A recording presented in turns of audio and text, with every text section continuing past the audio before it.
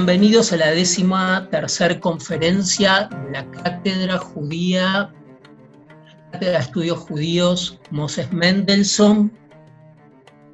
Mi nombre y en nombre de los integrantes de la cátedra, de Gabriela Granovsky, de Pablo Río Flores, de Alejandro Lummerman, de Alan Kremenchutsky, de Uriel Yelmitsky, de Uriel Aiskovich, de Sebastián Suez y de Ezequiel Burstein.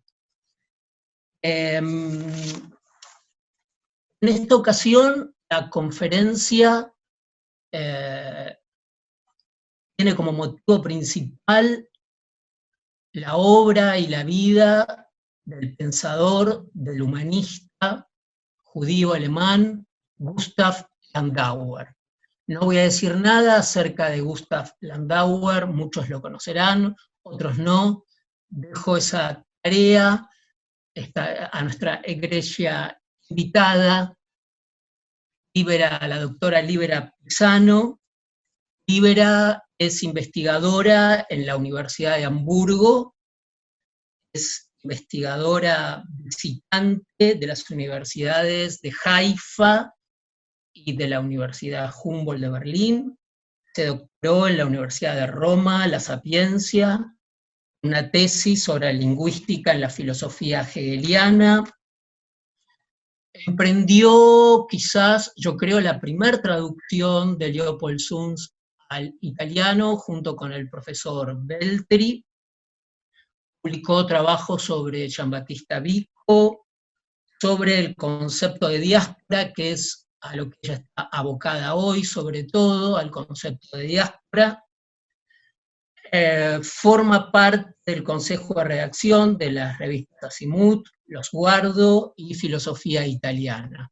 Y por supuesto se ha dedicado a la obra y los trabajos de Gustav Landauer.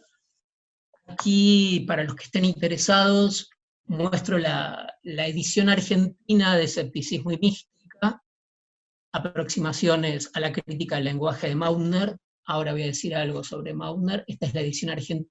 La edición en realidad de Herder de España, no de Herder de México, no de Herder de España.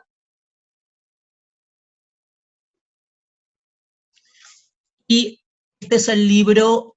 Luego Libera va a detenerse en la relación entre, sí, es mexicana la edición, no es la española, y aquí la edición también de Herder de México, no de España, la edición del libro de Mautner.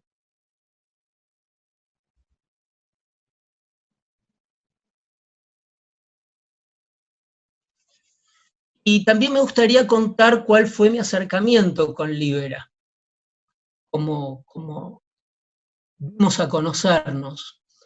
Estaba trabajando sobre una tesis, estaba redactando un paper sobre Fritz Mautner, que fue un filósofo del lenguaje muy particular,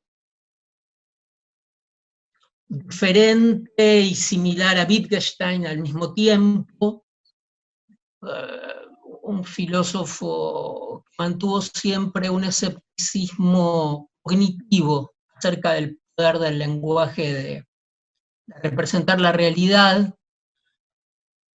pero que siempre puso mucho el acento en el aspecto estético del lenguaje.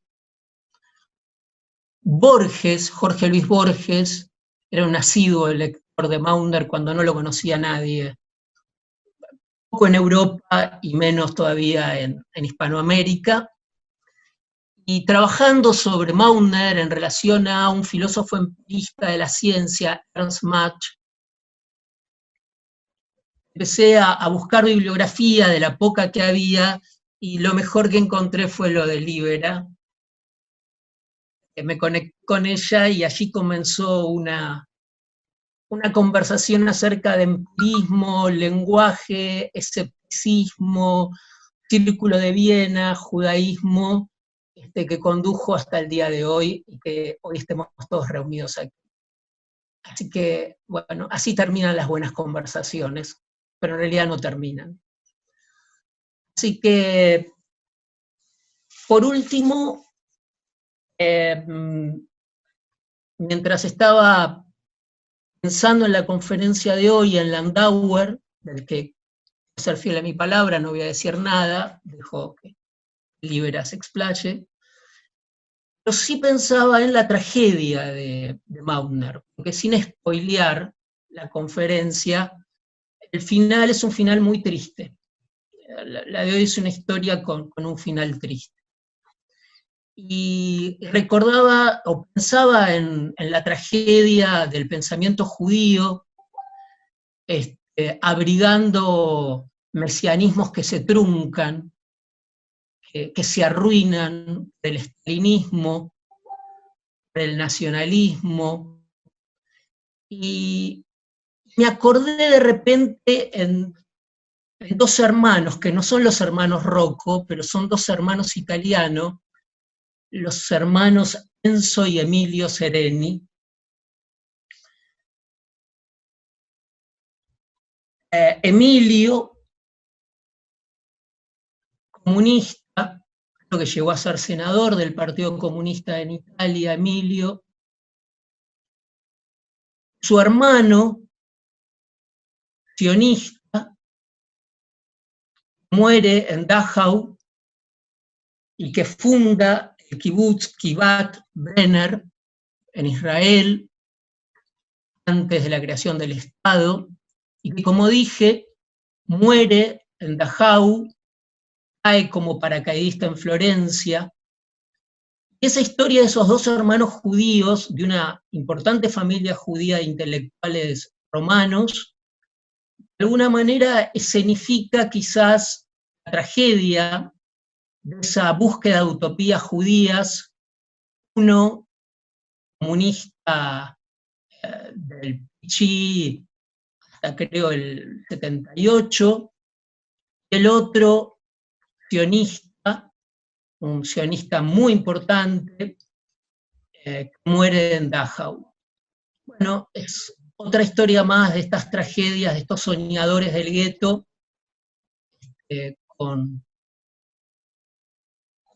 aspiraciones emancipatorias. Bueno, Libera, vamos a disfrutar de tu conferencia. Bueno, perdón, yo soy la que interrumpe para contarles un poco cómo es la organización. Están todos muteados en este momento y Zoom cambió su configuración, por lo tanto, el que quiere hablar tiene que desmutearse solo, no lo puedo hacer yo desde acá, como siempre, así que lo que vamos a hacer es, están todos muteados para no tener ruidos en la conferencia, pero ni bien termine la conferencia vamos a habilitar un espacio de preguntas. Van a tener que desmutearse para poder hacer la pregunta, y si alguien no quiere hablar, la puede hacer por el chat, como siempre, y nosotros leemos las preguntas. Vamos a tener más o menos una hora y algo de conferencia con Libera, y después damos espacio a las preguntas. Cualquier problema que hay con la conexión o cualquier problema que tengan, me pueden escribir en el chat a Gabriela Dranovsky o a todos, que yo lo voy leyendo y voy respondiendo. Y ahora sí, le doy la palabra a Libera, que se tiene que poner en unmute. No sé si lo encontrás, ¿sí?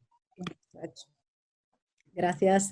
Muchas gracias, Pablo. Muchas gracias a la cátedra en general. Estoy muy agradecida por la invitación. Mi sueño ha sido siempre visitar Buenos Aires. Ahora no lo puedo hacer, pero como mínimo puedo dar una conferencia por Zoom desde Hamburg. Antes de todo, quisiera decir que esta es mi primera conferencia en español. Y pido disculpas por los posibles errores, incorrecciones y italianismos. Si hay algo que no está claro, no queda claro, o si hay dudas, las ponemos a aclarar en el debate tras la presentación. Bueno, empiezo ya. En el panegírico escrito con motivo de su muerte, titulado Landauer y la Revolución, Martin Buber describe a Landauer como el profeta de la comunidad que viene. ¿Cómo hay que entender esta descripción? ¿Quién era este extraño profeta y pensador anarquista de la comunidad? Espero poder dar respuesta a estas preguntas a lo largo de estas conferencias. Trataré de hacerlo explorando el complejo vínculo entre lenguaje, anarquía y judaísmo en el pensamiento de Gustav Landauer. Empezaré señalando algunos hitos de su biografía. Nacido en el 1870 en Karlsruhe, en Alemania, Gustav Landauer fue una de las figuras decisivas, si bien olvidadas tras su muerte, en el debate cultural de la Alemania de su tiempo. Landauer fue escritor, crítico literario, ensayista y traductor, entre otros de Tagore, Shakespeare, Whitman, Kropotkin y Wilde. Fue además editor de la importante revista Der Sozialist, en la que desarrolló una crítica antiautoritaria del marxismo en línea de Bakunin y Kropotkin. Su actividad política alcanza su punto álgido a finales de siglo, cuando es expulsado de la Segunda Internacional de Zúrich y nuevamente del Congreso de Londres en 1896. Empieza el siglo XX en prisión, traduciendo Meister Eckhart y participando en la elaboración de las contribuciones a una crítica del lenguaje, obra capital de su amigo importante pensador Fritz Mautner, que Pablo ha mostrado ahora. Gracias en gran parte a la influencia de su nueva esposa, la poetisa Hedwig Lachmann, Landauer inicia el nuevo siglo con la intención de alejarse de la actividad política y continuar estudiando y traduciendo. Regresa a la vida política en 1907, cuando Buber le pide que escriba La Revolución, un importante ensayo al que me referiré más tarde. En 1908 funda la Liga Socialista, cuyo fin era el establecimiento de comunidades autónomas que pusiesen en práctica el anarquismo.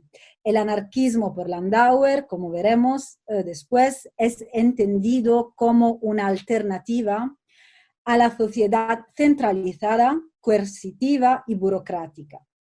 Y durante la Primera Guerra Mundial fue Landauer, uno de los pocos, con su mujer, Hedwig Lachmann, uno de los pocos pacifistas radicales en Alemania.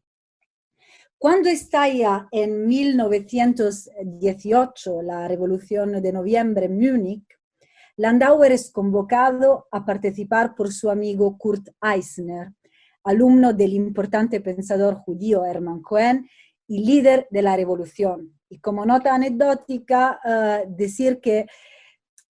se puede decir que Landauer no pudo acudir porque estaba en la cama pasando la gripe española, que hoy en día es muy, muy actual. Landauer jugó un papel central en la organización de los consejos obreros, sobre los cuales se basaba la revolución misma, la revolución de Múnich, la revolución de los consejos. En abril de 1919, tras el asesinato de Eisner, un año después de la muerte de Hedwig Lachmann, su segunda esposa, Landauer fue nombrado el día mismo de su cumpleaños, el 7 de abril de 1919, fue nombrado ministro de Educación y Cultura en una nueva formación de la República proclamada de Múnich. Su proyecto de reforma radical de la universidad en favor de una formación libertaria duró unos pocos días y fue súbitamente interrumpido por la toma del poder de los comunistas. El 1 de mayo de 1919, el ministro de Defensa de Berlín envió unidades militares para acabar con la revolución bávara. Al día siguiente, Landauer fue arrestado y brutalmente asesinado por los soldados. Con su destino trágico, se puede decir que Landauer inauguró una fecunda época de pensamiento judío-alemán, y los representantes más insignes de esta época, Buber, Benjamin, Bloch, Rosenzweig, Scholem y Kafka, presentan los rasgos de lo que Michel Lévy ya señaló en Redención y Utopía, a saber, una imbricación dinámica de mesianismo, neorromanticismo y utopía libertaria. Paso ahora a hablar brevemente de la recepción de su pensamiento. Ya lo he dicho que tras la muerte de Landauer, Martin Buber se encargó de la publicación de sus obras con el propósito de convertir a Landauer en el líder secreto del sionismo. Gracias a la mediación de Buber, se produjo el pasaje al este de Landauer.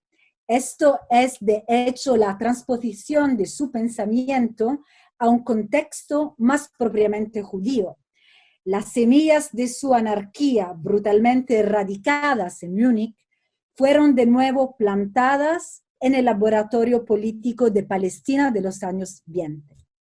En efecto, el ideal anarquista de Landauer, consistente en pequeñas comunidades rurales, ejerció una poderosa fascinación en los sionistas de los kibutzim, los cuales concibieron el retorno a Sion como una implementación de este ideal. La intención de Martin Buber es, de hecho, dar una segunda oportunidad post-mortem a su amigo y convertirlo en un mártir, en un líder secreto del sionismo.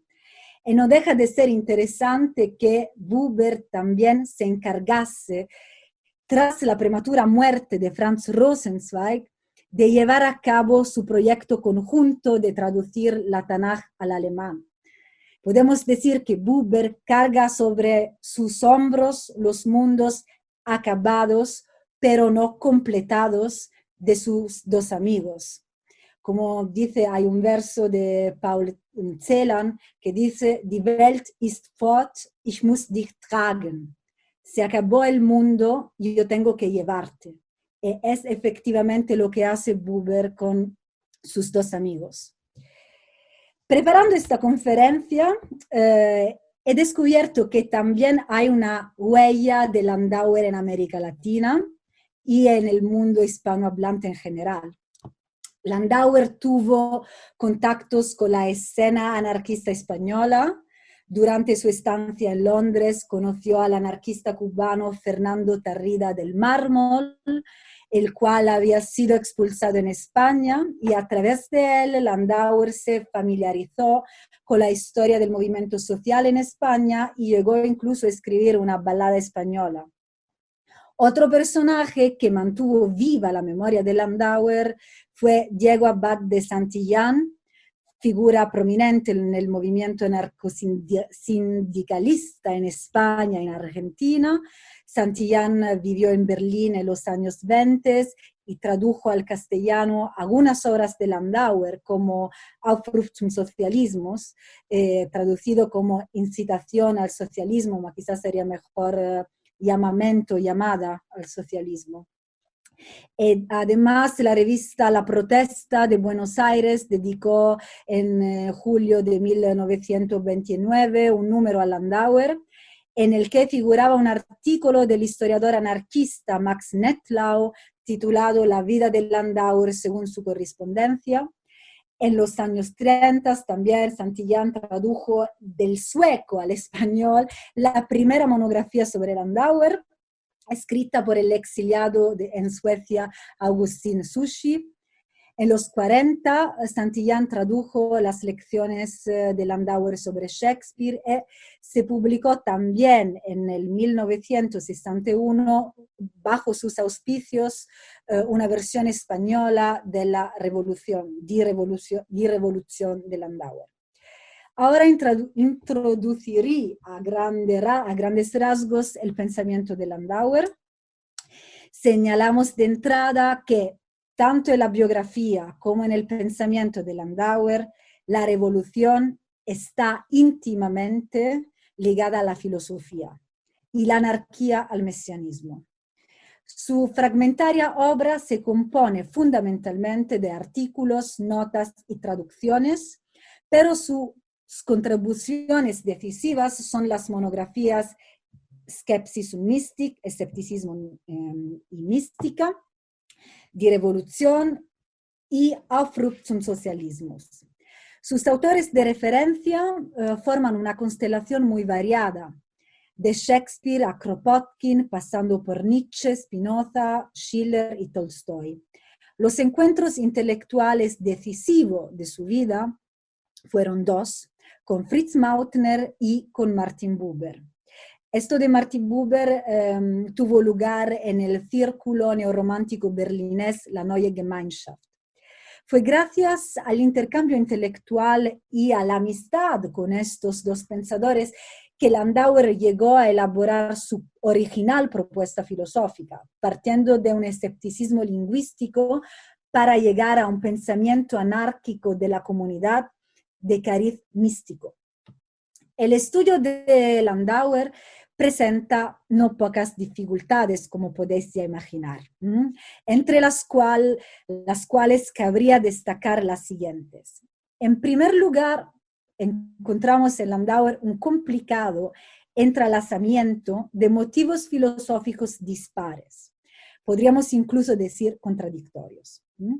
Por ejemplo, Landauer conecta el escepticismo lingüístico de un Mautner con un compromiso político, el misticismo de Meister Eckhart con el hasidismo, la regeneración de la humanidad con el descubrimiento por parte de la conciencia individual de su vínculo con el todo.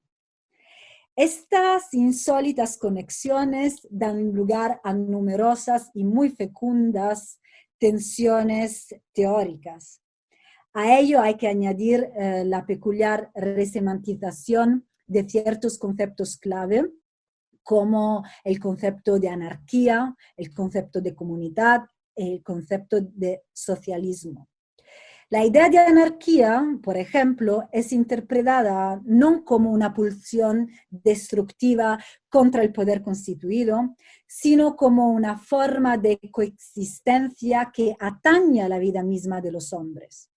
No se trata de un modelo abstracto, de una doctrina anárquica, sino de una forma ética y espiritual, cuya finalidad es la formación de una humanidad nueva y de una comunidad basada en vínculos auténticos.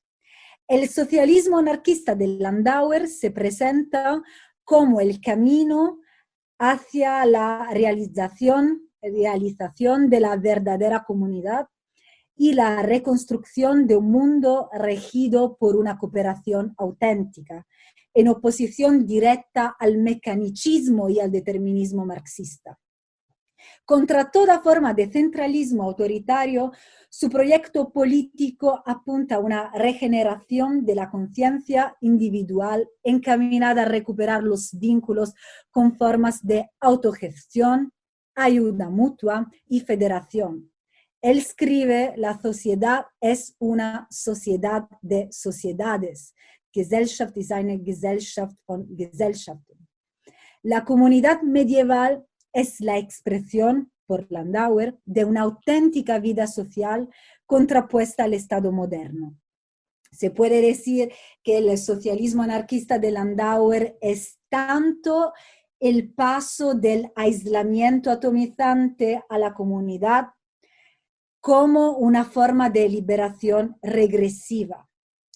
Lo regresivo debe ser entendido aquí como un retorno a formas medievales de cooperación, prototípicas para Landauer de una comunidad auténtica. Al mismo tiempo, como mostraremos a continuación, la regresión consiste también en una experiencia individual en la que el individuo, a través de un camino místico de redención, se redescubre a sí mismo como parte del todo. Antes de analizar el papel del escepticismo lingüístico en Landauer, quisiera hacer una pequeña digresión sobre el contexto histórico del fin de siècle, en la cual tuvo lugar el fenómeno de la denominada Sprachkrise, crisis del lenguaje. La Sprachkrise consistió en un intenso debate durante los años previos a la Primera Guerra Mundial, en el cual poetas intelectuales discutieron sobre el lenguaje y sus límites. Entre sus representantes podemos mencionar a von Hofmannsthal, Schnitzler, Krauss, todos los miembros del Jungwirth. Esta generación, nacida en el siglo XIX y que vivió el estallido de la Primera Guerra Mundial, testimonió una profunda crisis cultural que afectó a todos los ámbitos de la tradición. Los autores de esta generación empezaron a dudar del alcance revelador del lenguaje. El lenguaje deja de ser órgano de captación de la realidad y pasa a convertirse en un obstáculo constitutivo, un obstáculo insuperable. El fenómeno de la Sprachkrise no ha recibido todavía la atención que merece, como decía Pablo antes, por ejemplo. Ha sido interpretado más como un mero movimiento literario que como un punto de inflexión filosófico y cultural. En mi opinión, el giro lingüístico, el linguistic turn, que la filosofía da en el siglo XX, es inconcebible sin la Sprachkrise, que lo precede y lo posibilita. El interés por el lenguaje era, de hecho, el denominador común entre los pensadores que aquellos años constituía una especie de coiné filosófica. Gracias a la labor intelectual de Landauer y Fritz Mautner, cuya obra tendió puentes entre la literatura y la filosofía, el escepticismo lingüístico se extendió por todo el panorama de la filosofía judío-alemana. Surgió así una generación de pensadores que unía de modo nuevo y insólito el lenguaje, el mesianismo, las utopías libertarias y una visión antiprogresista de la historia.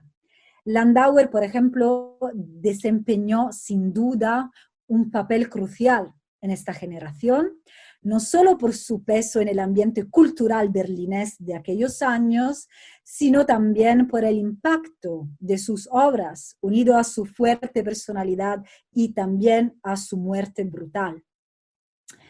El escepticismo lingüístico de Landauer se hace especialmente patente en su obra Skepsis und Mystik, la cual constituye un intento original de dar una base lingüística filosófica a su concepción anárquica.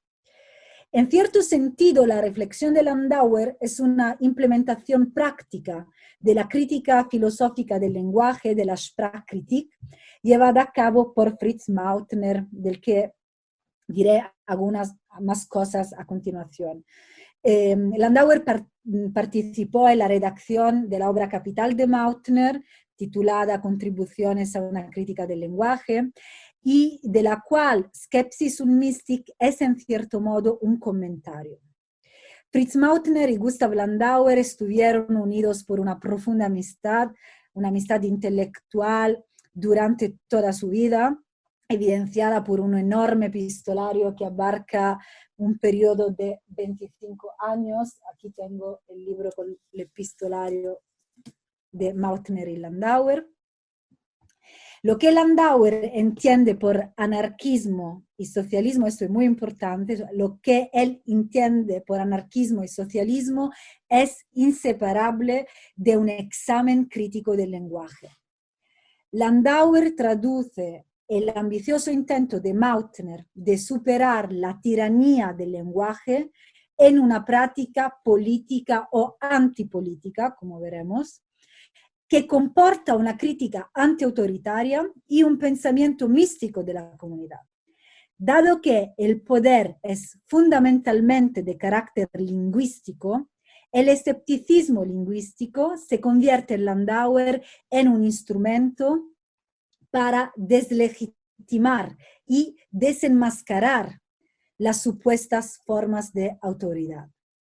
Según Mautner, existe una brecha inconmensurable entre la realidad entendida como un flujo incesante, y la inmovilidad del lenguaje, el cual es incapaz de captar el flujo de la realidad y solo nos puede proporcionar una imagen deformada de la misma, una imagen deformada de la realidad. El lenguaje elimina la singularidad de nuestra experiencia, transformándola en una serie de tautologías vacías. La referencia del lenguaje a la realidad es fundamentalmente metafórica y constituye el único medio en el que puede desplegarse el conocimiento humano. La referencia del lenguaje es metafórica, pero es también la sola, la única que tenemos. De ahí el escepticismo acerca de su poder revelador. Además, hay en el lenguaje un mecanismo reificador que inviste de realidad a las palabras y las convierte en cosas. En virtud de esta reificación, las palabras se constituyen en fetiches y dan lugar a la ingenua creencia de que los sustantivos corresponden a objetos concretos y reflejan fielmente la realidad. Si la palabra no es representativa de la realidad, la tarea más importante de la filosofía consiste en someter al lenguaje a una profunda crítica, sin duda una crítica paradójica, pues dicha crítica debe articularse lingüísticamente. Esta crítica tiene que desenmascarar las supersticiones y la tiranía que las palabras ejercen sobre nuestra voluntad. Mautner dice, voy a citar, incluso para el anarquista, el lenguaje es la cuerda de la ley atada alrededor de su cuello. Incluso el filósofo más libre piensa con las palabras del lenguaje filosófico. Entonces, en este sentido, decimos que el escepticismo lingüístico de Mautner tiene un carácter fundamentalmente liberador. Aquí hay, pero es donde los proyectos respectivos de Mautner y Landauer se separan. Mientras Mautner centra su atención en el carácter metafórico e ilusorio del lenguaje, así como en sus graves consecuencias para el conocimiento humano, Landauer trata de implementar el escepticismo lingüístico en un modelo de praxis, como dicho antes, antipolítico.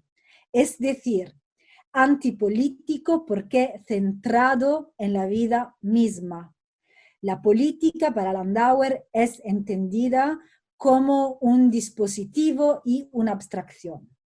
Antipolítico es algo centrado en la vida misma. La política es algo como un dispositivo y una abstracción. El escepticismo lingüístico para Landauer deviene un modelo de praxis antipolítico y pasa a ser en Landauer el principio o el arjé de su concepción anárquica, es decir, privada de arjé. Es su concepción anárquica, privada de arjé de la comunidad. Landauer reconoce en Skepsis y misticismo el escepticismo lingüístico como el fundamento de una nueva acción política, por cuanto esta conlleva una crítica radical de las ilusiones humanas. Landauer compara escepticismo y misticismo con respecto a la capacidad que ambos tienen de negar y destruir. Según Landauer, el escepticismo expone la nulidad del mundo y engendra así el misticismo más elevado. Dudar de nuestro, de hecho, dudar de nuestro conocimiento, dudar del lenguaje, de nuestra representación del mundo y también de las instituciones políticas, no se reduce en Landauer a un mero ejercicio intelectual.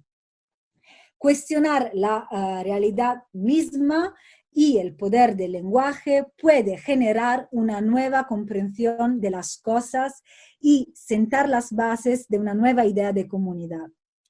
Podríamos decir que el resultado de un escepticismo radical aplicado a las identidades fijas, a las abstracciones y a las ilusiones es una nada, una nada la cual puede ser a su vez entendida como un arjé, como un comienzo, como un principio, a partir del cual se inicia un proceso creativo de autoconversión del individuo, así como una idea de comunidad verdaderamente anárquica, es decir, liberada de todo principio rector.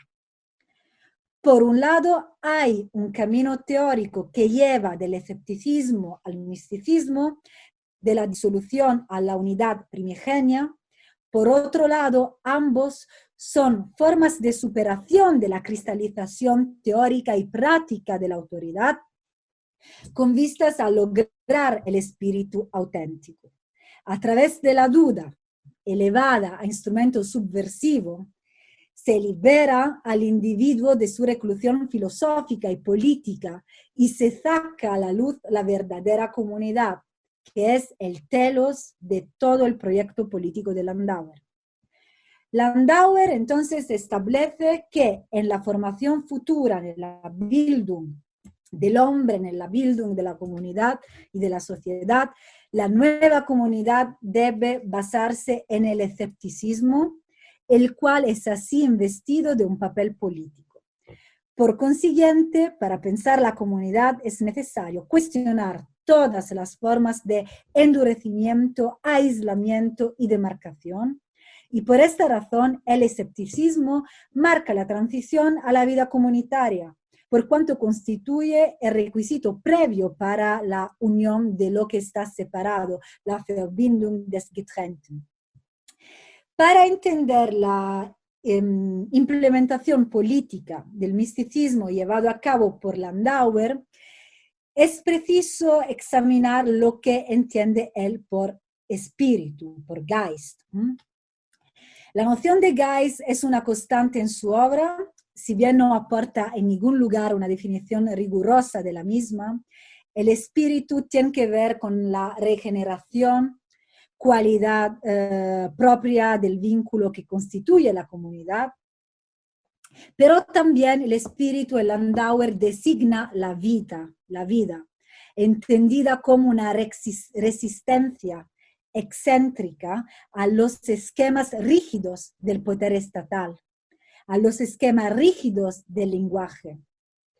La noción de Geist denota así un hilo teórico y práctico que conecta no solo a los individuos, sino también los individuos con sus actividades. Landauer establece una antítesis entre espíritu y Estado, entendiendo el Estado como una relación abstracta.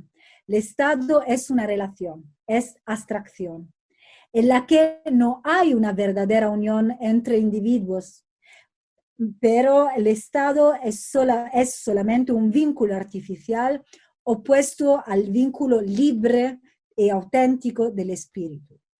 Para Landauer, por lo tanto, las instituciones no son una fuerza externa que obra sobre el hombre, sino un ente abstracto generado por el lenguaje que posibilita esta subyugación.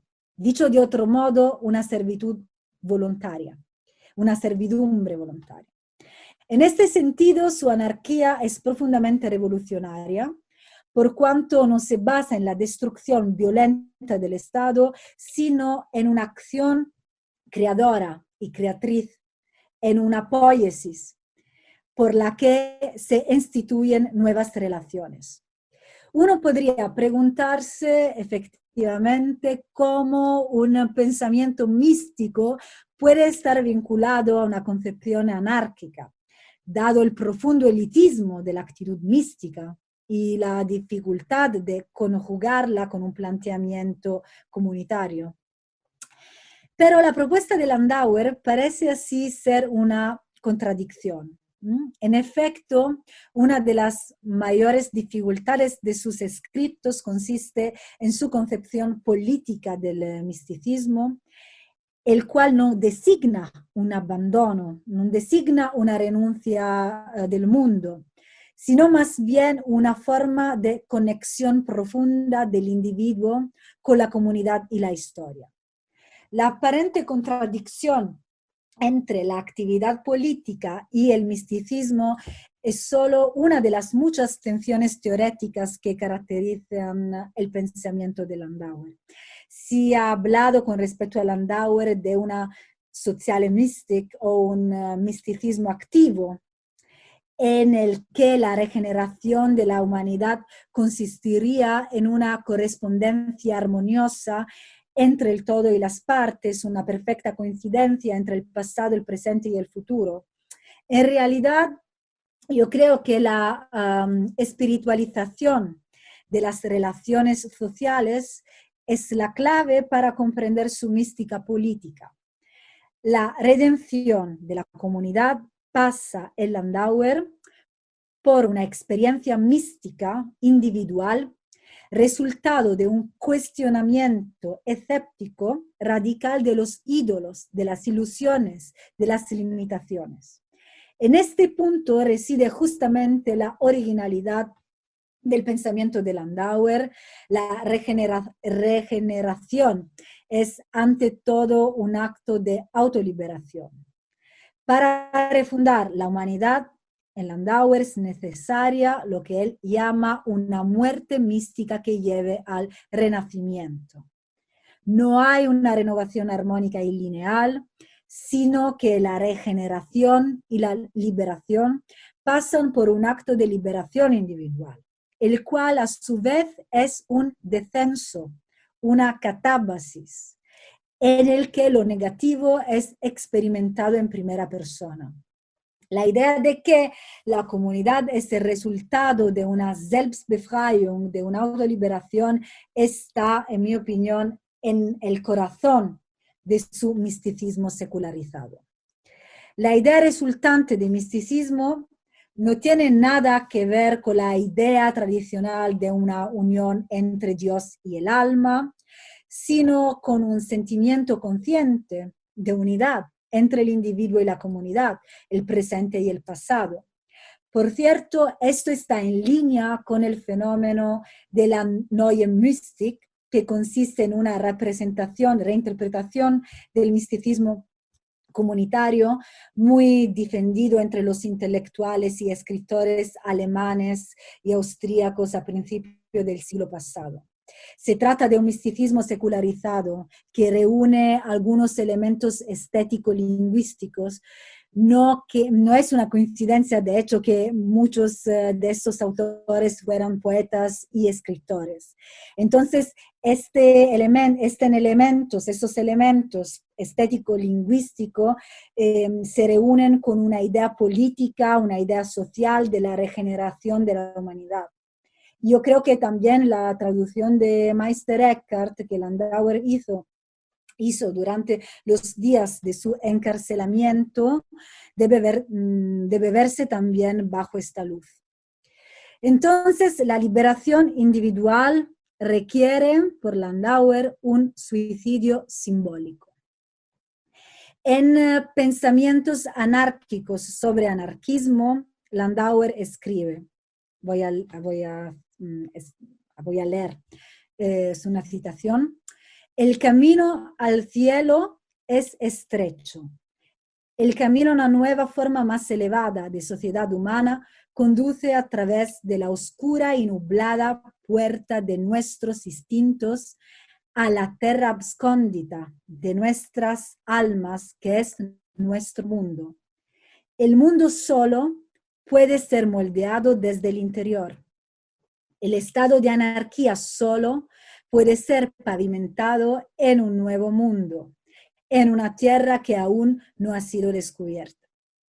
Encontraremos esta tierra y este rico mundo si descubrimos un nuevo ser humano a través del caos y la anarquía, a través de una increíble, silenciosa y profunda experiencia, cada uno dentro de sí mismo.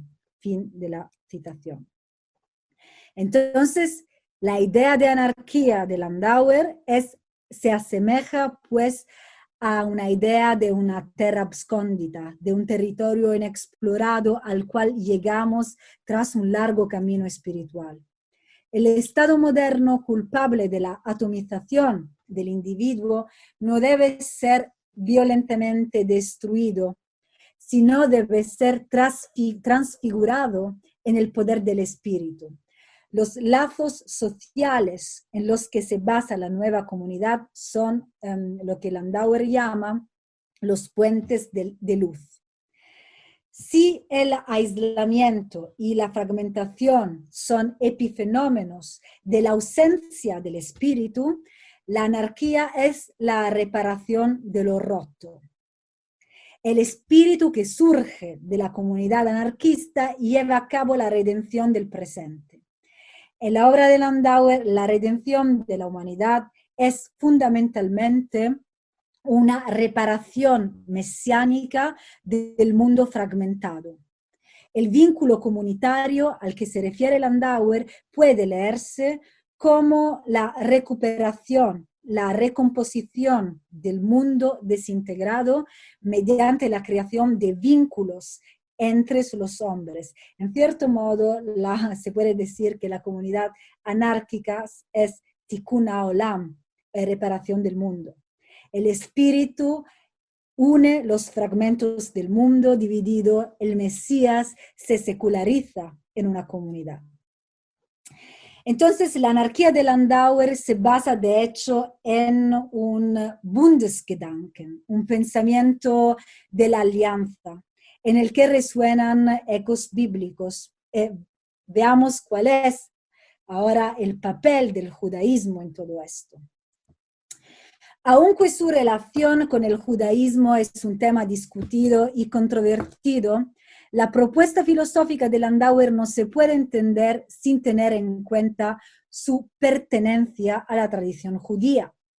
Este elemento adquiere más importancia, naturalmente, tras su decisivo encuentro con Martin Buber, por cuya mediación Landauer descubre el hasidismo, en el cual, por ejemplo, Landauer percibe un entrelazamiento entre praxis y espiritualidad muy afín a sus ideas. En el hasidismo, Landauer encuentra un movimiento revolucionario avant la lettre, que mantiene unida la esperanza de redención y la idea de comunidad en una síntesis entre el misticismo terrenal y el anarquismo comunitario. Lejos de ser un hecho meramente autobiográfico, el judaísmo adquiere gradualmente cada vez más peso en el pensamiento anarquista de Landauer. Su compleja y fragmentada identidad, por ejemplo, de judío y alemán, es reivindicada con conciencia crítica, anticipando el estado de ánimo de alma bifurcada que, según Paul Mendes Flohr, caracteriza a muchos intelectuales judío-alemanes del siglo pasado. En tanto que judío y alemán, Landauer tiene una identidad híbrida, una identidad plural. En el ensayo titulado Judaísmo y Socialismo, el aislamiento, la idea de justicia y la creación de instituciones del espíritu son los vínculos que conectan el judaísmo y el socialismo. Voy a citar Galut, el exilio, como un estado mental interno de aislamiento y nostalgia. Será la primera cosa que para ellos une al judaísmo y al socialismo. Pero aquellos que piensan que el judaísmo y el socialismo son lo mismo, saben que como judíos y socialistas se verán obligados a exigir unidad y justicia. Fin de la cita. El pueblo judío, entonces, para Landauer, es un ejemplo vivo de una comunidad que está más allá de las fronteras estatales. Además, en los pensamientos heréticos sobre el judaísmo, Landauer define el pueblo judío como el Mesías de los pueblos, el cual tiene encomendada una tarea muy precisa. Voy a citar: una voz nos dice de manera irrefutable que el judío solo puede ser redimido junto con la humanidad. Esperar al Mesías en el exilio y la dispersión y ser el Mesías de los pueblos es lo mismo. Si la diáspora, entonces para Landauer, si la diáspora es anarquista, el pueblo judío es el modelo para superar el Estado nacional. Los judíos son un pueblo de la trascendencia que puede mostrar unidad en la dispersión más allá de una delimitación geográfica. Los judíos de la diáspora son, por Landauer, una nación basada en una herencia común, una herencia de tipo temporal y no espacial. La gente de la diáspora representa la superación de la espacialidad del Estado en una comunidad basada en la historia. Por eso para Landauer la diáspora, que hace de la nación judía una nación anárquica, puede ser concebida como un instrumento para la deconstrucción del Estado. En virtud de la diáspora, el judaísmo puede servir de modelo para la humanidad, un modelo que la libere del Estado y su idolatría, podemos decir, de su estatolatría. La cuestión del tiempo tiene una importancia crucial dentro de la tradición judía, pero en el así llamado renacimiento cultural judío de principios del siglo XX, esta cuestión adquiere, si cabe, todavía más importancia. El pueblo de la diáspora tiene su elemento en el tiempo y no en el espacio, en la historia y no en la geografía. Como Margarete Sussman, que es una pensadora excelente, pero muy olvidada. Margarete Sussman escribió magistralmente: el abismo que separa el espacio y el tiempo es también la diferencia, esto mismo abismo es también la diferencia entre la vista y el oído, entre la verdad griega y la tradición judía. A diferencia de un pensamiento espacializante, un pensamiento que se articula según el tiempo está más abierto a lo imprevisible y a lo insospechado, al peligro, a la esperanza. Esta interpretación política del tiempo está muy presente en la obra de Landauer. De hecho, en el famoso ensayo que he nombrado muchas veces hoy, titulado Die Revolution, Landauer propone repensar la historia y el tiempo para concebir la comunidad futura.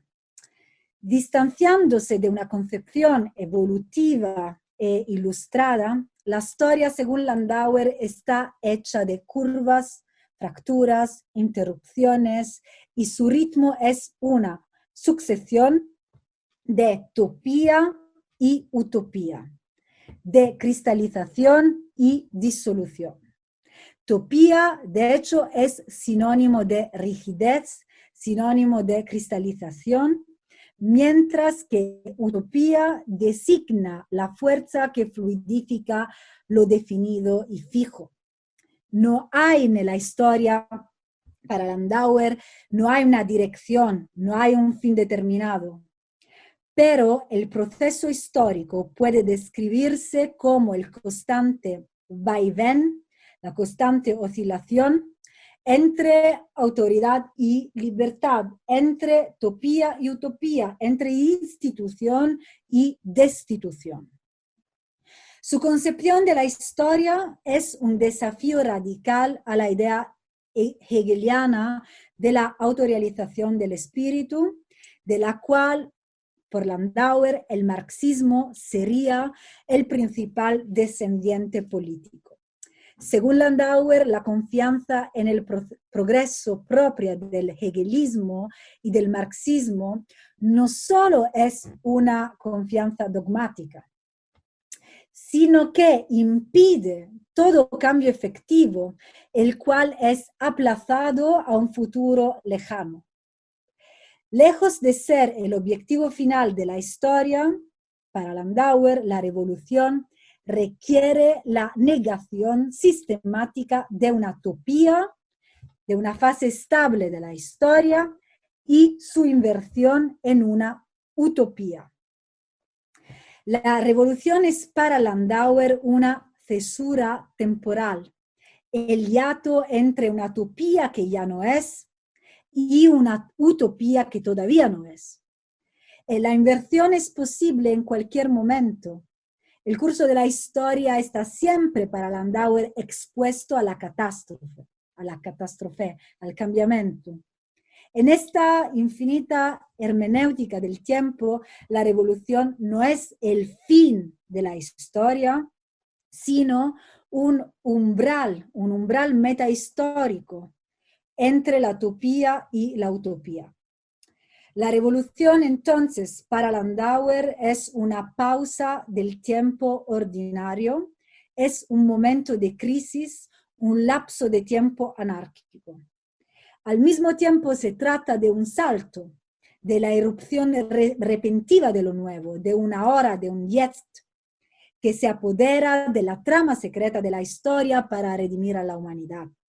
Es en este momento que se produce la conjunción entre mesianismo y utopía, y para Landauer el pasado no está completo, nunca es un dado definitivo.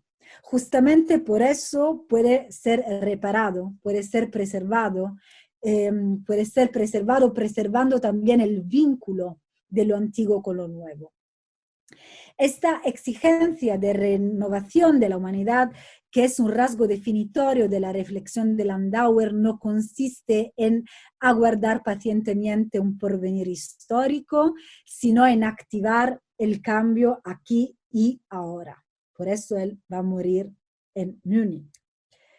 Es por ello que en sus escritos encontramos también una exhortación vehemente a la acción y un compromiso práctico con la implementación de lo nuevo que puede surgir repentinamente. El pensamiento de Landauer opera una transposición del eje de la esperanza futura a la urgencia del presente.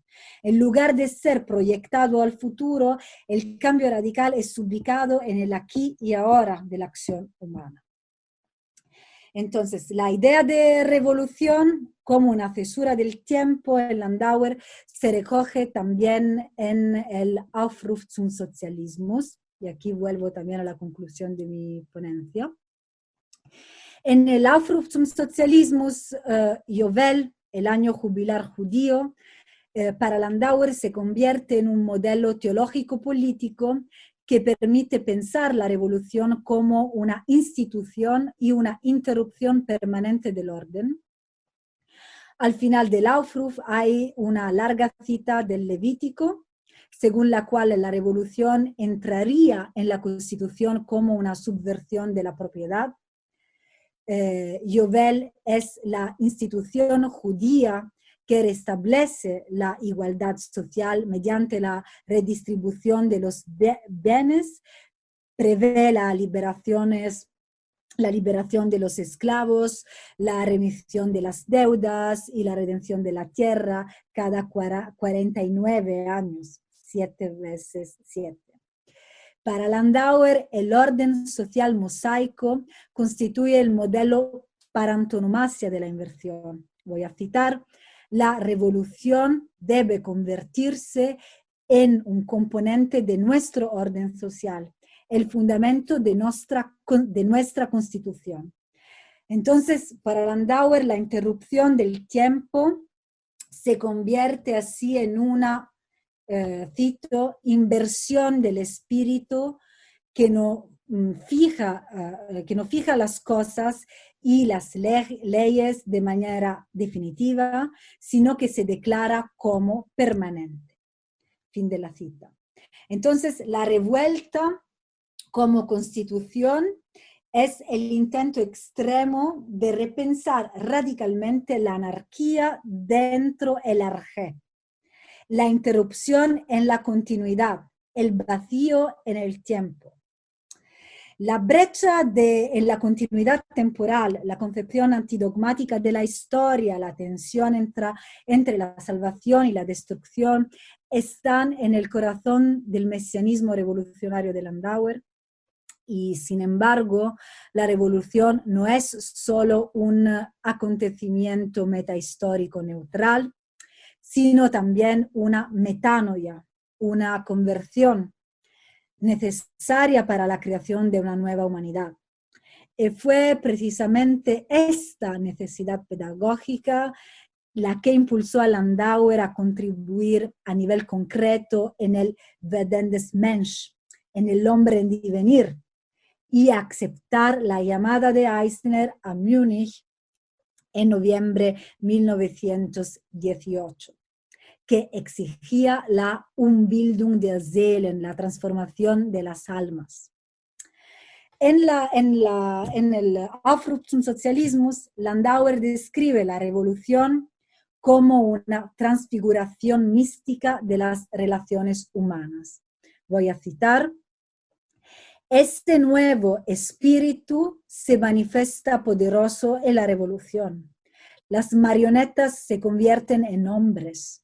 Los filisteos oxidados se tornan capaces de conmoción. Todo lo que está firme, hasta las opiniones y las negaciones, oscila. De la razón, que por los demás solo tiene presente lo propio, nace el pensamiento racional y millares se sientan y se agitan sin descanso en su habitación y meditan por primera vez en los planes de su vida, en el bien común. Todo es accesible a lo bueno, lo increíble, el milagro, se acercan al reino de lo posible. Fin de la cita. Entonces, estas palabras fueron escritas por Landauer en Múnich durante la República de los Consejos. Son palabras sobre la revolución dentro de un contexto de revolución. Aquí Landauer invita a los revolucionarios a comportarse, voy a citar, como Job entre los pueblos, como Job que en el dolor iría a la acción, abandonado por Dios y el mundo para servir a Dios y al mundo. Es decir, fin de la cita, es decir, a soportar consciente y trágicamente el peso de la propia misión histórica y el destino metahistórico, la urgencia del momento revolucionario, el comienzo y la redención horizontal de la comunidad. Y precisamente en el profundo replanteamiento político anárquico de esta tensión temporal se encuentra, en mi opinión, el legado filosófico de Landauer, un legado sin duda difícil, un legado que bordea por momentos el límite de lo pensable, pero que justamente por esto sigue cuestionando nuestra contemporaneidad. Muchas gracias por su atención. He terminado.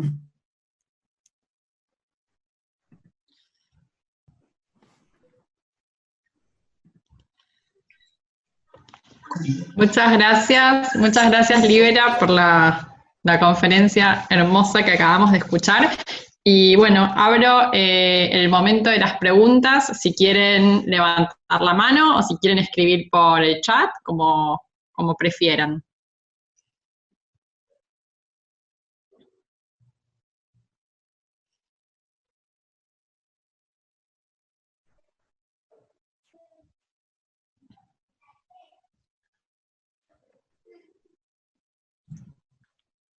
Yo querría hacer una pregunta, quizá. Buenísimo, dale. Aquí. Desde Madrid. Creo que Libera me conoce.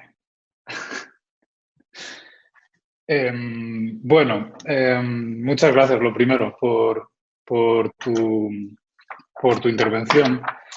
Me ha parecido muy interesante. También alguna cosa un poco problemática, pero no es una crítica ni mucho menos a ti, sino simplemente un problema, digamos, que veo en Landauer, al que no conozco en profundidad, pero ha habido muchas cosas que me han recordado a Rosenzweig, a quien conozco mejor, y creo que es un problema que puede ser, que digamos que puede afectar a los dos, tanto a Landauer como a Rosenzweig. Se me oye bien todo, ¿no? Todo va bien. De acuerdo. Bueno, las similitudes con Rosenzweig, de hecho, me han parecido muy llamativas y me gustaría que en privado seguramente pues podamos hablar de esto porque me ha parecido muy, muy interesante. Bueno, el propio Rosenzweig en una carta por ahí se defendía de la acusación de quietismo político que él asociaba, como probablemente sepas, al misticismo, de hecho, y decía, bueno, más ajustado sería el reproche de anarquismo, para lo que Rosenzweig plantea en La Estrella de la Redención. Y ahí también, como tú has comentado con Landauer, parece que el pueblo judío parece ser el modelo, ¿verdad? También, modelo mesiánico de esa comunidad no vinculada al Estado, ni al territorio, ni al suelo, ¿verdad? Sino más bien al tiempo, como tú también has mencionado a propósito de Landauer, y además, desde luego, también Rosenzweig contra Hegel, siempre contra Hegel, ¿verdad? Y la manera de pensar la historia como despliegue del espíritu, como tú has explicado perfectamente. La cuestión que a mí últimamente, no cuando trabajé más en profundidad a Rosenzweig, sino más bien últimamente, que me suscita algún problema, es la del comunitarismo. Es decir, el énfasis quizá excesivo en la idea de comunidad. Porque efectivamente, en la época en la que estos autores escriben, precisamente esa adhesión, digamos, a la idea de Gemeinschaft, ¿no? Frente a la Gesellschaft, por usar la terminología de Tönnies, pues produjo precisamente movimientos radicales en el peor de los sentidos, y no precisamente o no necesariamente de izquierdas. Es decir, pienso en Plessner, en la crítica de Plessner a lo que él llamó el radicalismo social. El texto, el título es El límites de la comunidad, crítica al radicalismo social. No solamente de derechas, la Jugendbewegung, por supuesto, sino también de izquierdas, aunque es verdad que Plessner tenía en mente no tanto el anarquismo como el comunismo. Pero esa suerte de espiritismo casi, ¿no? Apolítico, esa apuesta por la impoliticidad, puede tener consecuencias nefastas. Bueno, esta es un poco estoy simplemente planteando la tesis de Plessner en Límites de la comunidad, pero también en Poder y naturaleza humana, año 31,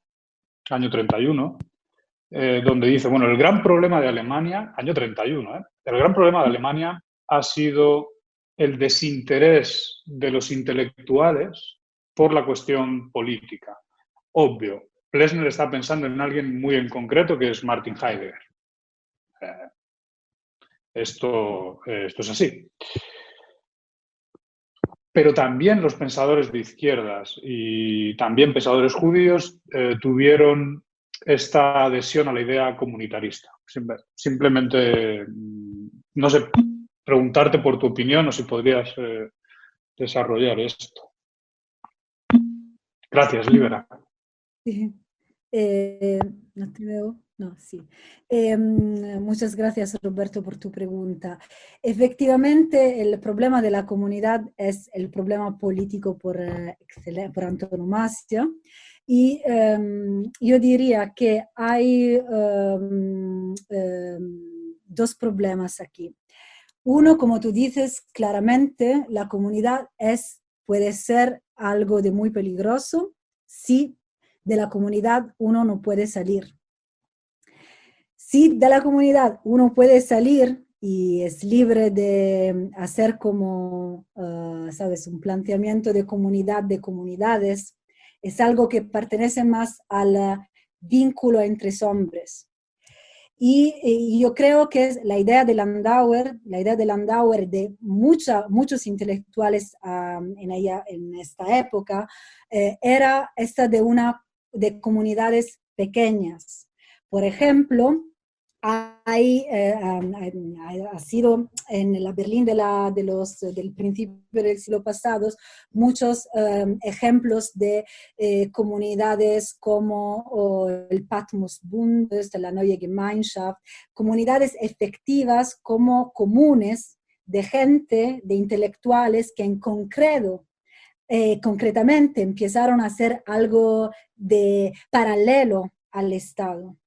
Era una idea de comunidad que yo creo fracasa después de la Primera Guerra Mundial. Es algo, es decir, que cuando empieza la República de Weimar es algo más distinto.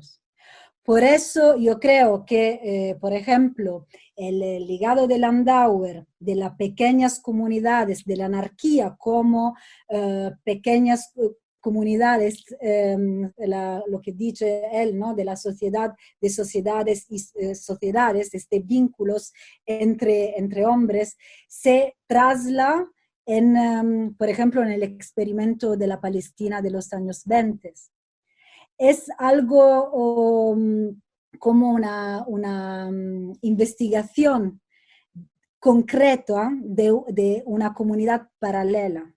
Pero esta idea de la comunidad, por ejemplo, una vez discutía con Daniel Boyarin de esto, efectivamente sobre la idea de la influencia de Landauer en los kibbutz y en los experimentos políticos de la Palestina de los años 20 y 30, y él me ha dicho que la idea efectiva de una comunidad de la cual tú puedes salir o no puedes salir es efectivamente como el parámetro para decir en qué se convierte esta comunidad. Y además quería decir otra cosa que sobre el impolítico o la político. Efectivamente, Landauer se define antipolítico, como he dicho, no impolítico. Yo creo que efectivamente son dos categorías, ¿no?, muy distintas, diferentes, porque de hecho antipolítico por él es un pensamiento de la política, efectivamente, de la comunidad viva. Es algo que no es como un dispositivo, no tiene que ver para nada con el parlamentarismo, no tiene que ver con una representación institucionalizada, y por eso tiene claramente un potencial utópico también, porque es algo, claro, de utópico y de pequeño, ¿no? No es una idea que se puede trasladar a una o sea, a un Estado. Es algo de vínculos entre personas. Por eso yo te digo que ha tenido este experimento, son muy interesantes, de pensadores, artistas, que efectivamente hacen como, se prodigan, no sé si se dice en español, hacer algo de muy concreto y nuevo. Una idea de comunidad que trágicamente se pierde después en Europa. Gracias por la pregunta. Bueno, tengo 4 preguntas, en realidad 4 personas anotadas para preguntar. La primera es Silvana, que me pidió que leyera yo la pregunta, así que te la leo yo y después le doy la palabra a Claudia D'Amico. Silvana pregunta, ¿podrías comentar, por favor, su opinión acerca de los textos de Landauer sobre la Revolución Mexicana y sobre los hermanos Flores Magón? Lo sé, lo siento, pero no puedo, no es bien presente el texto de Landauer sobre esto, porque su obra es efectivamente muy fragmentada, muchas cosas son solo discursos, no todo está disponible, hay muchas cosas de archivos también, y como he dicho, mientras estaba preparando esta conferencia, he descubierto que hay una huella de Landauer en Latinoamérica. Antes no lo sabía, pero voy a mirarla. Gracias. Bueno, quedará para la próxima entonces, y le doy la palabra a Claudia D'Amico. Gracias, Gabriela. Bueno, muchas gracias por la conferencia, fue interesantísima. No conocía a Landauer, y mi pregunta es por su relación con Meister Eckhart, a quien sí conozco bastante más. En primer lugar, una pregunta de detalle erudito, digamos. Mencionaste que tradujo a Meister Eckhart, y como entiendo que es el Eckhart místico, la pregunta es si la traducción es del Hochdeutsch al alemán moderno, esa es la traducción. Ah, perfecto. Y la segunda pregunta, que también tiene que ver con el misticismo y con el escepticismo lingüístico, parecería ser que la relación entre esto que has llamado escepticismo lingüístico, en términos de filosofía clásica o de la tradición en la cual se inscribe Eckhart, es lo que se llama apofatismo, digamos. ¿no? Pensar en la insuficiencia del lenguaje para hablar de aquello que está por encima de todo, de lo que no se puede hablar, y que muchas veces se llama nada. Y mi pregunta es, porque en un pensador como Eckhart, esa nada como arjé, es en realidad aquello que sobrepasa toda existencia, porque entonces ese escepticismo lingüístico no está acompañado por un escepticismo en un sentido moderno o antiguo de la palabra. O sea, si el ser no es, nada es, digamos. Entonces, mi pregunta es, ¿qué es lo que reivindica Landauer de esta nada como arjé? Porque ciertamente entiendo que no es una nada en un sentido privativo, pero tampoco es una nada en un sentido excesivo, que Eckhart obviamente identifica con Dios. Bueno, esa es mi pregunta. Muchas gracias. Muy interesante. Efectivamente, yo tenía como un parágrafo sobre Eckhart y Landauer, me he tenido que... sí, no podía aprofundirlo. Entonces, sí, en primer lugar, él traduce, Landauer traduce en prisión. Es muy interesante esto también, porque él empieza en 1900 en la cárcel traduciendo a Eckhart, su comisión de Mautner. Mautner le dice, mira, yo estoy haciendo la contribución a las críticas del lenguaje, hacemos así, te doy el texto de Eckhart, porque es importante por mí el escepticismo, yo voy él lo traduce en la cárcel. Sí, del Deutsch al tedesco moderno, traduce las prédicas, los sermones, y lo que es importante en Landauer es efectivamente la idea de aislamiento, Abgeschiedenheit, de Eckhart. Y yo no diría, pero, que su idea del escepticismo lingüístico es toda de derivación eckartiana.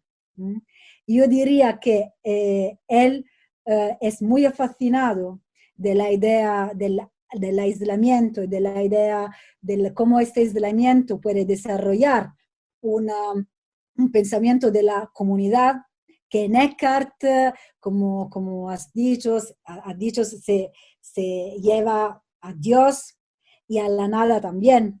En Landauer, este pensamiento, yo diría que el influjo de Eckhart es un influjo en el pasaje entre la idea de individualidad, de Selbstbefreiung, de autoliberación, pero no lo conecta con el escepticismo lingüístico.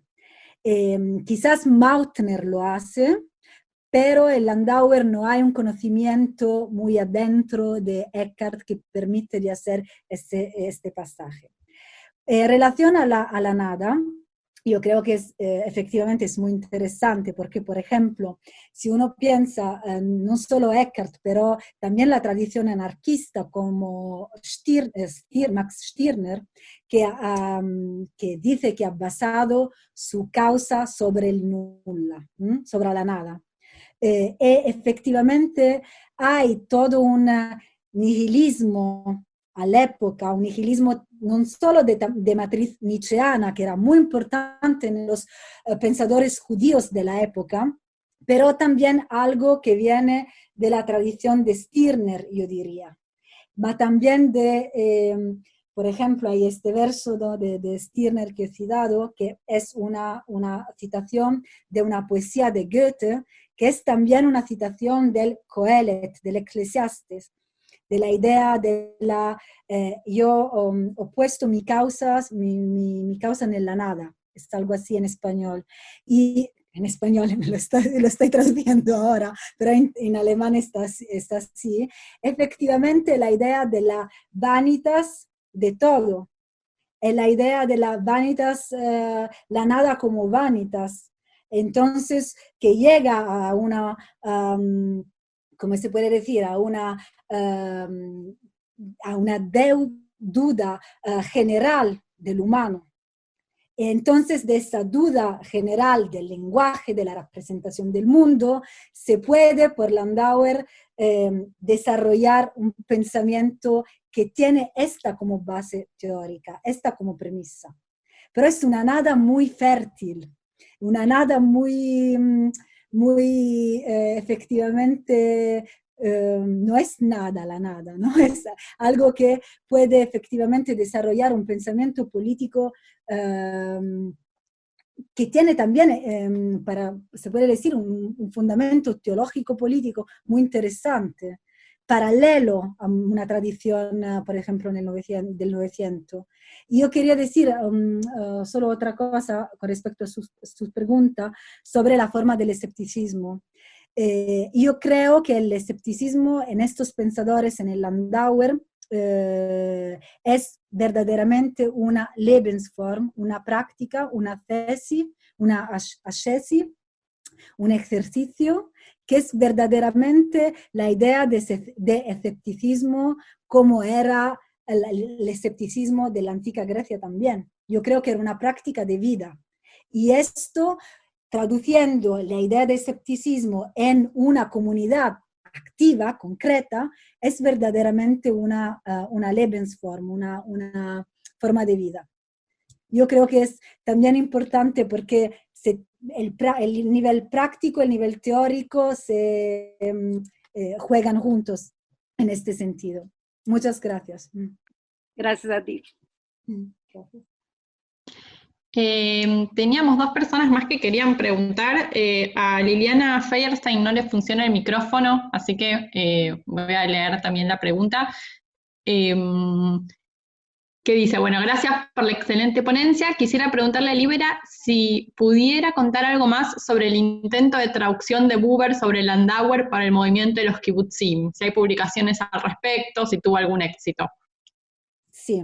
Muchas gracias, Liliana. No te veo, pero te saludo. Sí, entonces, se puede decir que Landauer ha sido como, Buber ha intentado muchas veces de acercar Landauer al círculo, por ejemplo, de los sionistas de Praga, el círculo Bar Kokhba, y las intervenciones de Landauer, pensamientos heréticos sobre el judaísmo, fue publicado en este volumen que se llama Von Judentum, en 1912, en lo cual era este volumen editado por Bar Kokhba y los círculos sionistas de Praga. Y después de la muerte de Landauer, efectivamente hay, por ejemplo, un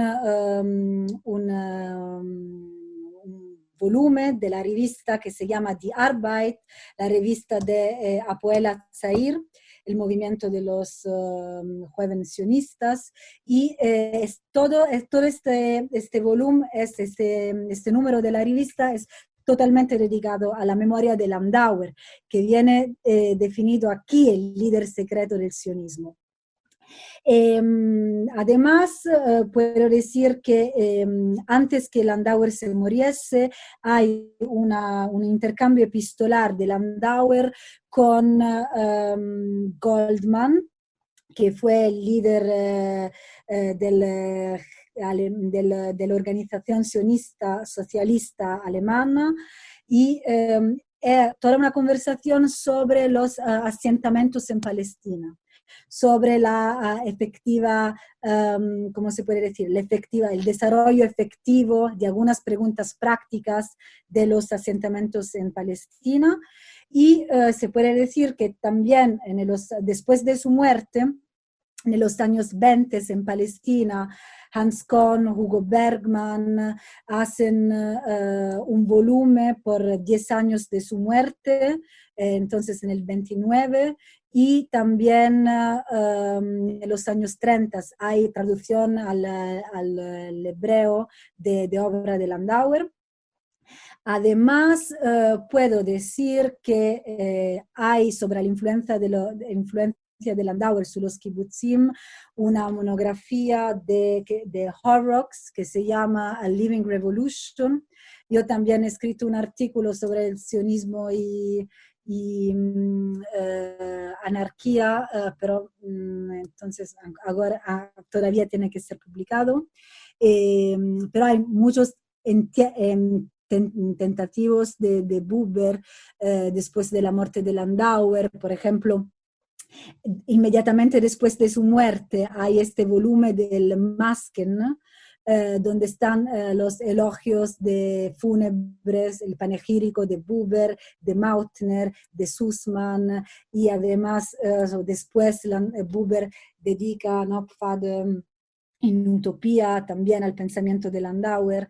Y sí, no hay un estudio verdadero complejo del intento de Buber de transición del pensamiento de Landauer en Palestina, pero hay muchas cosas que se pueden como captar, coger en las diferentes publicaciones que he mencionado.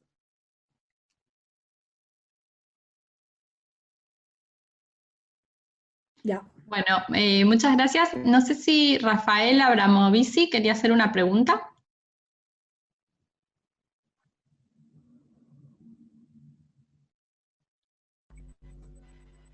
Sí, Rafael. Hola. Sí. ¿Qué tal? Mucho gusto. Sí, yo la escribí por el chateo. No sé si las querés leer directamente, me parece que a lo mejor no ahorran tiempo, fíjate. Sí, las tengo acá, pero como tengo varios puntos suspensivos, preferiría que eligieras vos una pregunta. Son muchas preguntas con puntos suspensivos, si no, preferiría que eligieras vos, así vamos más a lo puntual. Bueno, son tres, pero bueno, voy a la primera, que es qué relación puede hacer o qué inspiración pudo haber habido por parte de otro revolucionario judío, de alguna manera con gran inspiración en el mesianismo, que era Walter Benjamin, que vino unos años después de la vida de Landauer, pero me parece que también intentó una confluencia entre el marxismo y lo mesiánico judío. ¿Qué puede decir la...? Sí, muchas gracias. Benjamin efectivamente es el gran, lo que yo no he nombrado, pero claramente tiene muchas conexiones con el pensamiento de Landauer. Efectivamente, Benjamin cita a Landauer, yo creo, solo 2 veces, no solamente 2 veces, pero nosotros que hemos leído Scholem, sabemos que efectivamente Scholem con Benjamin fueron juntos a las lecciones de Landauer en Berlín. Y entonces, especialmente en la primera fase de la amistad entre los dos, Scholem ne habla nella storia de una amistad y también von Berlín desde Berlín a Jerusalén. Entonces, Landauer ha tenido un papel muy central en la evolución de la amistad de los dos por el tema justamente de socialismo y anarquía, porque también el Scholem en los años 20, antes de en los años 10, él se definía también un anárquico. Yo creo que la influencia de Landauer sobre Benjamin es algo que tiene que ser explorado muy bien, porque también si Benjamin lo cita mucho, el legado de Landauer es claro. Y Benjamin a veces no citaba mucho. No hay una ética de la citación en Benjamin de las personas de la cual él leía. Entonces yo creo que, por ejemplo, la idea de lo Jetztzeit, de la historia, o también la idea del Mesías que puede llegar de la improvisamente, de repente, por la puerta más pequeña, es algo que efectivamente se encuentran en los escritos de Landauer. Hay muchos que hacer, en mi opinión, para descubrir las conexiones de Landauer en una generación de pensadores que se lo olvidaron. Por ejemplo, Bloch también. Bloch, el espíritu de la utopía, ha efectivamente una raíz landaueriana. Esta raíz llega hasta Paul Celan, porque, por ejemplo, Margarete Sussman era una grande amiga de Landauer, también olvidada, en los últimos años de su vida estaba muy cerca de Paul Celan. Entonces, también la influencia de Landauer se puede ver en pensadores judíos. Está olvidada por mucho tiempo, pero yo creo que es un pensador difícil, por eso yo creo que está olvidado también. Pero yo creo que se pueden descubrir como las brillas, las chispas de Landauer en los otros pensamientos de judío alemán. Muchísimas gracias.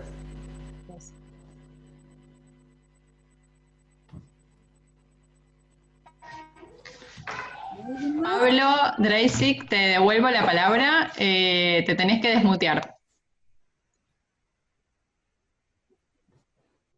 Estás muteado, Pablo. Ahí está.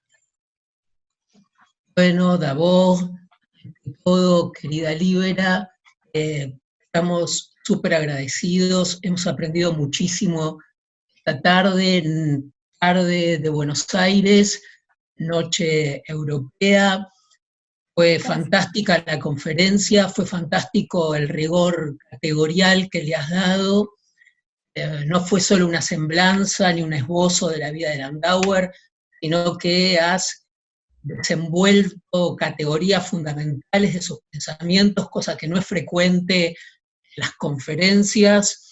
Creo que el público ha quedado agradecido y ávido por saber más todavía.